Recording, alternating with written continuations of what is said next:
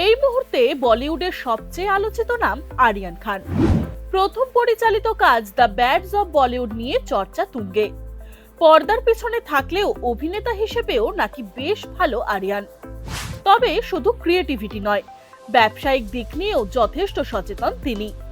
28 বছর বয়সী আরিয়ানের সম্পত্তির পরিমাণ সেটাই প্রমাণ করে। বলিউডে কাজের পাশাপাশি বিভিন্ন ব্যবসায় ইনভেস্ট রয়েছে আরিয়ানের। ইনস্টাগ্রামে তার ফলোয়ারের সংখ্যা 30 লক্ষেরও বেশি। সেখান থেকেও আয় করেন তিনি।